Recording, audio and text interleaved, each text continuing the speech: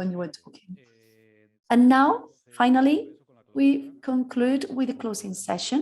We have Jacobo Llerena, Subdirector General of Energy Efficiency for the Ministry for Energy Transition and Demographic Challenges, and he's also a member of the board of the Institute for the Energy Saving. Thank you very much, Jacobo, for being here with us to conclude the session. Thank you very much. Thank you to the organizers for inviting me to Madrid Subterra. It's a privilege, in my opinion, to be able to conclude this Congress with all the interesting projects and presentations that have been made. And projects, challenges and realities was the title. To conclude, I would like to convey four ideas for energy efficiency to be a reality, to be a real reality in these times of changes that we're experiencing.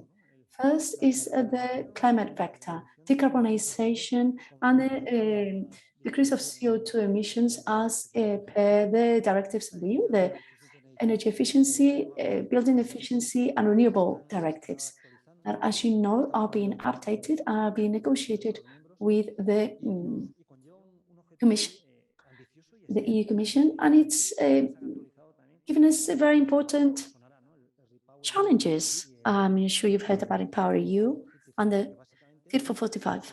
That basically it's this ambitious goal of reducing CO2 emissions. This climate vector, we have to see how we can include it in the energy market. And when we talk about energy efficiency, I like to talk about technology, also so that from a concept perspective, you are clear about the reality and what we are researching and working on. Pues no solamente me refiero a la aerotermia, ¿no? About technology, I'm not talking about aerothermia or the heat pump.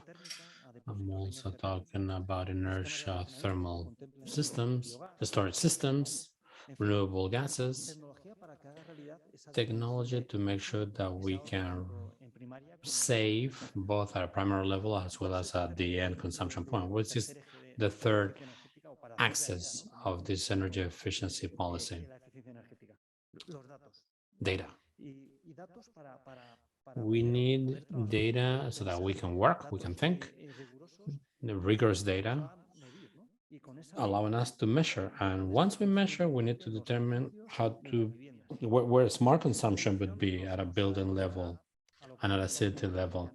If we measure, we'll be able to digitalize buildings and to make sure that there's a smart, that we really have a smart buildings that monitor consumption and we can optimize such consumption.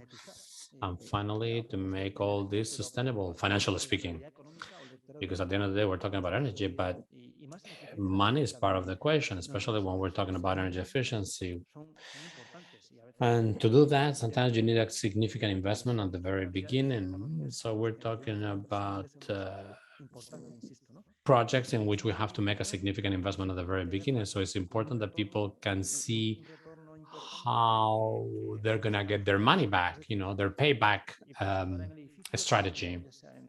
So when you're thinking about a building or residential building, tertiary buildings, any investment in energy efficiency in that building should be a building that enhances the building financially speaking. So that's another factor that we need to consider.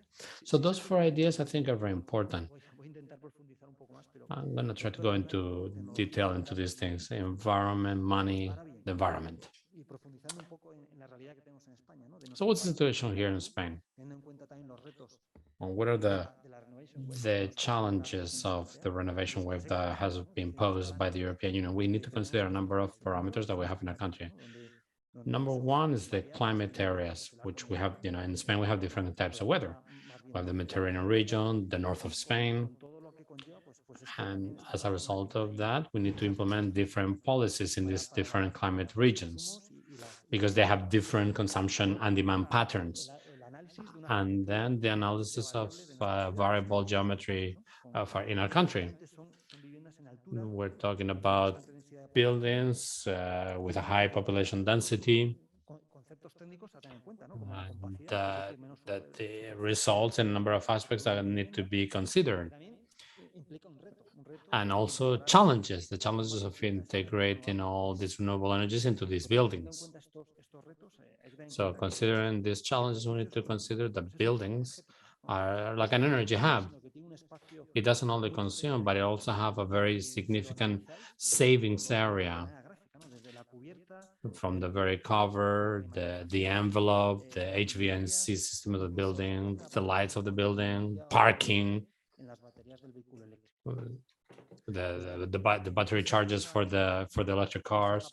So that energy hub and the building doesn't live alone. It's not alone. It interconnects, it interrelates with the other structures around it. That's why we need to analyze it as a whole. That's why I think technology is important. I mentioned the heat pump, but not only the heat pump, we need to go much farther. We need to consider other options such as low temperature energy networks, geothermal pumps, and other things that will allow us to improve with the aim of reaching energy efficiency. In short, this was a very interesting event based on all the information that I've collected. And let's hope that we can continue moving forward in this area so that we can continue imagining, planning, and reconfiguring or reshuffling the structure of our cities in the horizon 2030, 2040, and 2050. Thank you very much.